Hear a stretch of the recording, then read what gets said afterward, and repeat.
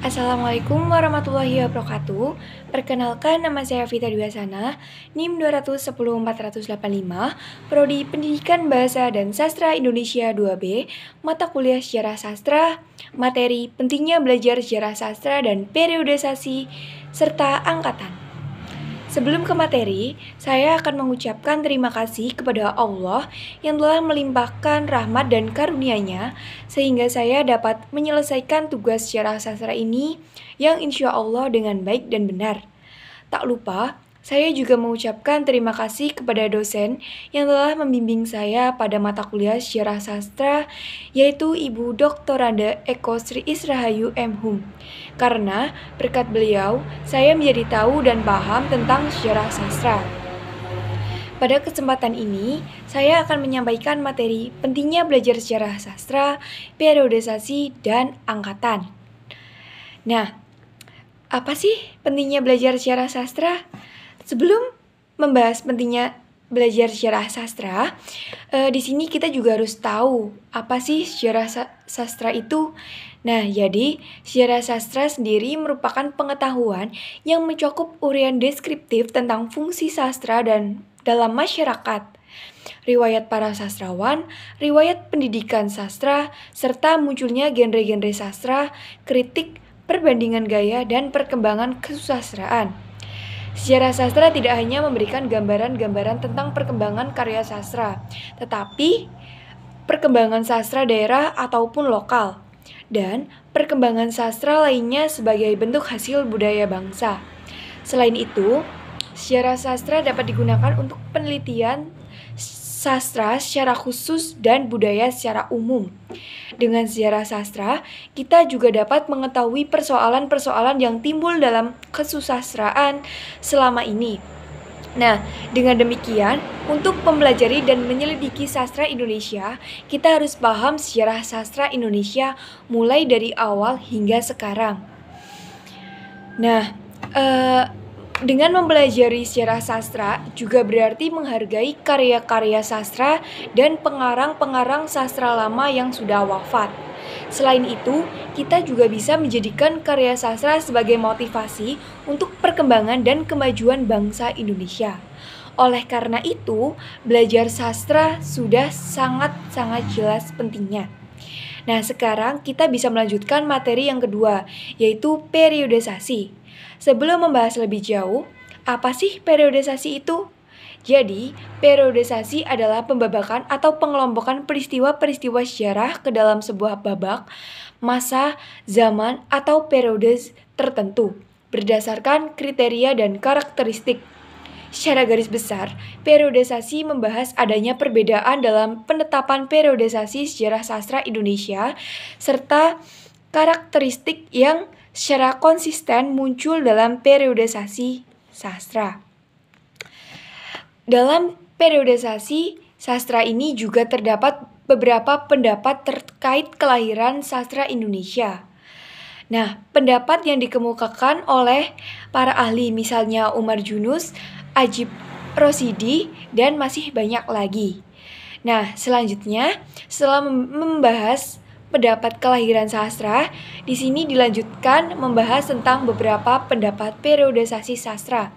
Pada periodisasi sastra Indonesia terlihat dapat berdasarkan bentuk, angkatan, dan tahapan. Ketiga perspektif ini menghasilkan pola penyajian yang berbeda. Pada cara ini hanya memperhatikan sastrawan yang produktif saja, tanpa memperhatikan seberapa berpengaruhnya karya sastra terhadap masyarakat Indonesia. Sehingga pemilihan semacam ini sangat bergantung pada seberapa banyak bahan yang dimiliki oleh pengamat agar asumsinya tentang kemunculan suatu angkatan tetap dapat dipertanggungjawabkan. Nah, para penulis sejarah sastra Indonesia juga membagi periode, yaitu periode 1850 hingga 1933, periode 1933 hingga 1942, periode 1942 hingga 1945, periode 1945 hingga 1961, pada periode 1961 hingga 1971, dan periode tahun 1998 hingga sekarang. Nah, sekarang kita lanjut ke materi selanjutnya, yaitu tentang angkatan. Angkatan di sini dimaksud untuk menyebut nama setiap kelompok para sastrawan pada masa periodisasi sastra, yang mana sudah saya jelaskan tentang periodisasi sastra itu dibagi menjadi beberapa periode. Salah satunya pada saat periode 1850 hingga 1933. Pada periode tersebut terdapat angkatan para sastrawan yang cukup terkenal di kalangan masyarakat, yang mana angkatan itu bernama Angkatan Balai Pustaka. Angkatan ini berawal dari sebuah lembaga kebudayaan milik pemerintah kolonial Belanda. Kelahirannya menjadi gairah baru bagi para sastrawan yang kemudian membentuk periode sastra tersendiri dalam perkembangan sastra Indonesia. Dalam masa ini memiliki tujuan pendiriannya, yaitu mengembangkan bahasa-bahasa daerah yang utamanya di Hindia Belanda, yaitu bahasa Jawa, Sunda, Melayu, dan Madura. Nah, dalam angkatan ini, sastrawan yang sebagai pelopor yaitu Nur Sultan Iskandar.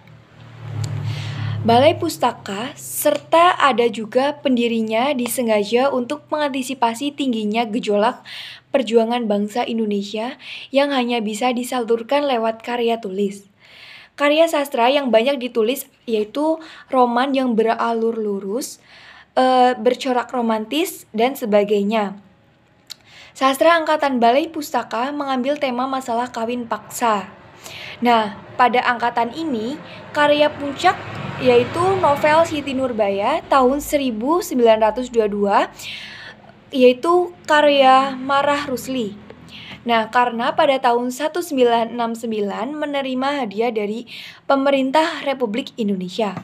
Selanjutnya, ada periode 1933 hingga 1942, yang mana pada periode ini terdapat angkatan yang bernama Angkatan Pujangga Baru. Angkatan ini hadir untuk menggantikan Angkatan Balai Pustaka, dan pada masa itu majalah ini diterbitkan atau dipublikasikan lewat majalah Pujangga Baru, sehingga namanya juga menjadi Pujangga Baru. Nah, pada masa ini karya sastra yang banyak muncul yaitu novel, puisi, syair, dan pantun.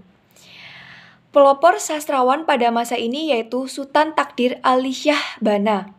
Nah, kemudian angkatan ini juga menumbuhkan kesusastraan baru yang sesuai dengan zamannya. Angkatan Pujangga Baru juga mempersatukan para sastrawan dalam suatu wadah yang sebelumnya tercerai-berai. Nah, angkatan ini memiliki karakteristik bercorak politik, nasional, dan bertema pendidikan. Pada masa ini, karya sastra yang menjadi puncaknya yaitu Layar Terkembang Sultan Takdir Ali Shah Bana dan Belenggu karya Armijin Pane. Nah, saya akan menjelaskan angkatan yang selanjutnya yaitu pada periode 1942 hingga 1945, yang mana pada periode ini terkenal dengan Angkatan 45 yang berlatar belakang atau terbentuk karena perubahan politik yang sangat mendadak pada masa pendudukan Jepang tahun 1942 sampai 1945 menjadi awal kelahiran karya sastra Angkatan 45. Kelahiran Angkatan 45 serta karya sastra Angkatan 45 meletakkan pondasi kokoh pada sastra Indonesia, yang mana pada angkatan ini memiliki konsep seni yang diberi judul Surat Kepercayaan Gelang. Nah, pada angkatan ini ada 4 tokoh utama yang sering dianggap sebagai pelopor Angkatan 45, yaitu Hairil Anwar, Asrul Sani, Rifai Apin, dan Idarus. Pada angkatan ini memiliki karakteristik yaitu bentuknya bebas, isinya merupakan realita dan ceritanya tentang merebut kemerdekaan.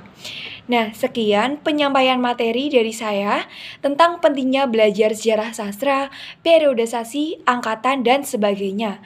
Terima kasih. Wassalamualaikum warahmatullahi wabarakatuh.